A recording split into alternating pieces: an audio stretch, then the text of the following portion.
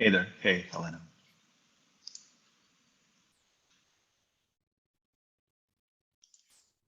Okay, can you guys see my screen? Yes. Awesome. Yeah, so hello everybody from Croatia. I was given a difficult task of trying to decipher what artificial intelligence is or what ethics in artificial intelligence is all about. And I think in the next couple of minutes we can just simply scratch the surface. There's so much to unpack here. It's such a wide and deep topic which goes far beyond technology. Our company is developing. It is a societal discussion. It's a philosophical discussion. It's a religious discussion. So, but we're going to focus here today on several major elements I believe we should at least be aware of so that we can start a fruitful global discussion around the topic. And I think that the discussion we're having on this topic globally is just starting. So there's still time to get included, to get involved, and I think it's our mutual responsibility to get involved. So when kind of if I want to leave you with one very simple idea, one very simple thought, behind this discussion, ultimately it's a discussion of a relationship between a man and a machine, right? That's what we're talking about here. And I think you all need to understand that bias is inevitable, that we are dealing with technology, we're dealing with a creation of a man here. And you might think that everything we create, including technology, including artificial intelligence specifically, might be a neutral thing, but it's not. That is my profound belief. Ultimately, it's not, because people who create these things are not neutral, right? So it's like with money as well. You can use it for good and bad things. And some of the major kind of implications or everything around this topic really comes back to humans. I think we should focus on people. We should focus on people creating these things. We should focus on people consuming these technologies. And ultimately, we need to focus on the people who are going to be affected by these technologies one way or the other. We are all being affected by technologies. We're all being affected by AI.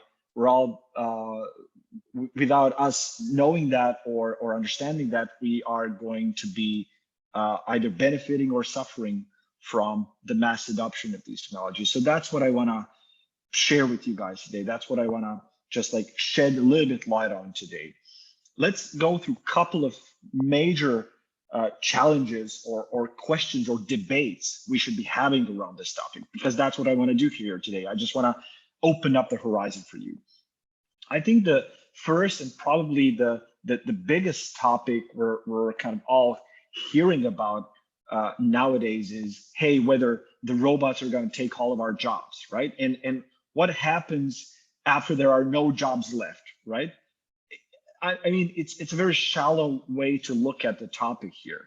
I think we need to assume, and we need to kind of remind ourselves that throughout history, humans have been assuming ever more complex roles and moving from difficult physical jobs to more cognitive jobs, right? That's been an evolutionary kind of reality for the past couple of hundred years since the Industrial Revolution.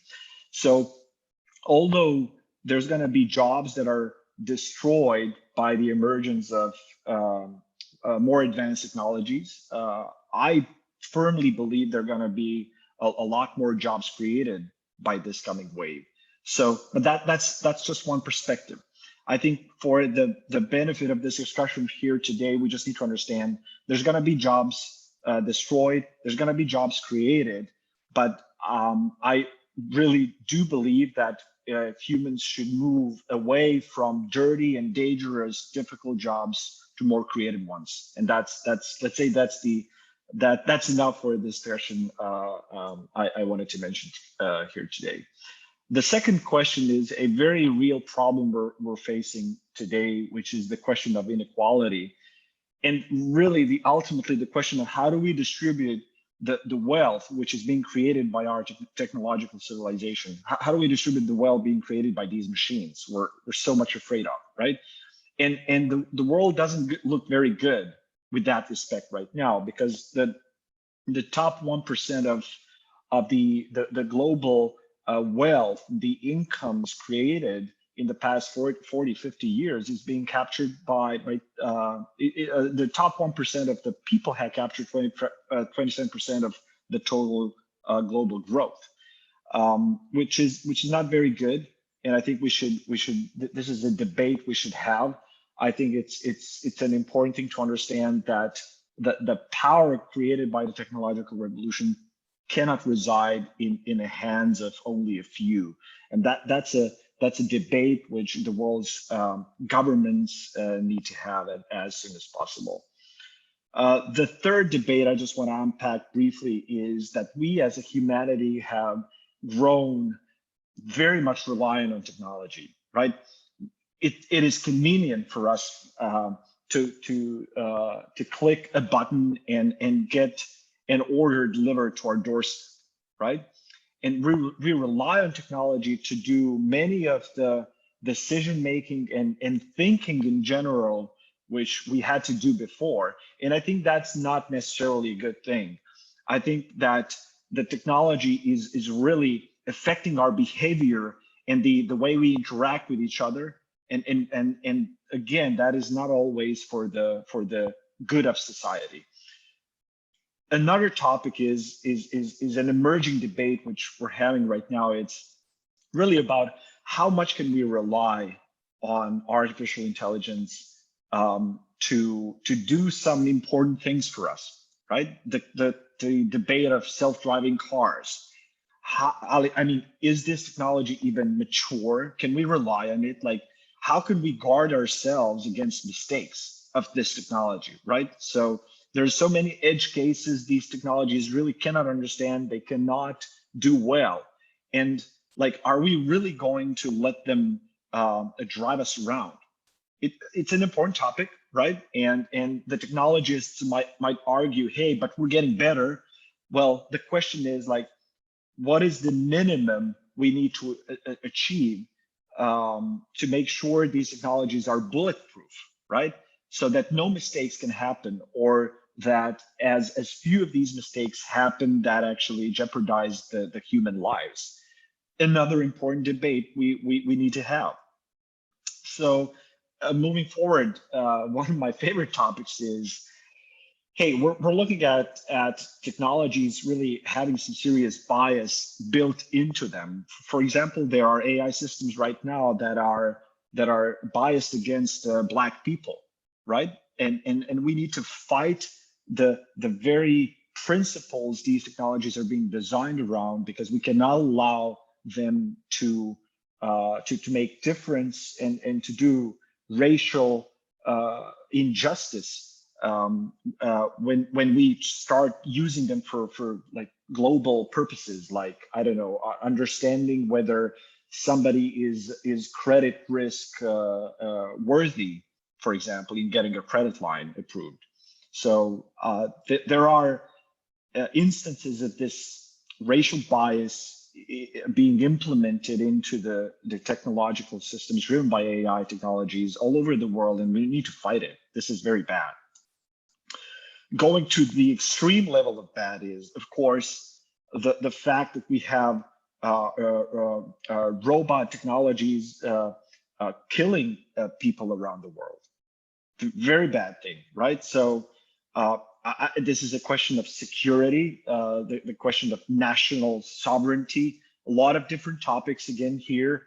We would need to unpack over the next few hours. We can talk about this for hours, but the fact that there are AI-driven robots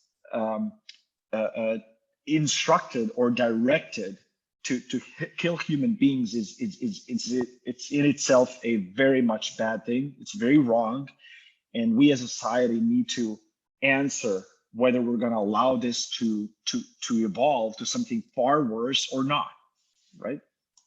And then I would maybe just wrap this up with the ultimate question, right? Whether ultimately there's going to be a robot or an artificial intelligence system which is going to be more powerful than we humans are, right? So there are certain technologists that project that somewhere in between 2040 and 50, there's going to be a super intelligence emerging that's going to be more powerful and which is going to have more computing power than all of the human brains on the planet combined.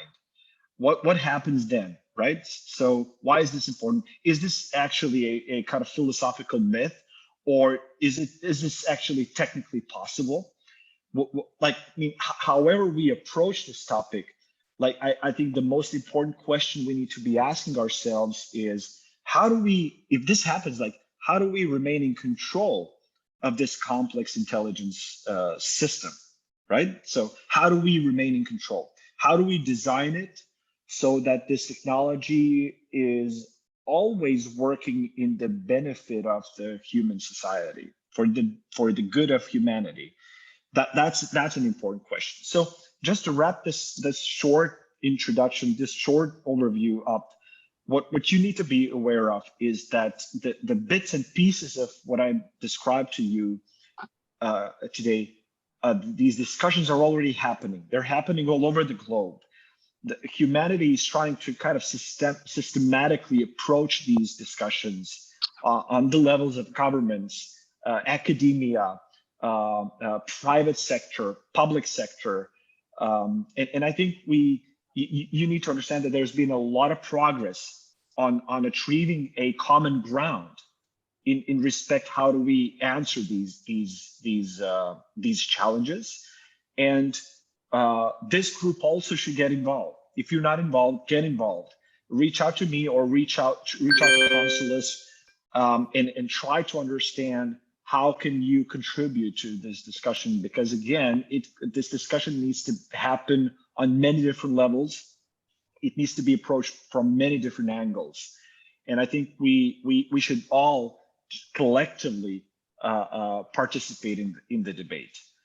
And just kind of to wrap this up from my own personal kind of angle, I'm one of the co-founders of a company building warehouse mobile robots, basically assisting humans in complex manufacturing and warehouse operations, transport heavy cargo. That's what we do, right? So just try to understand the context I'm in right now.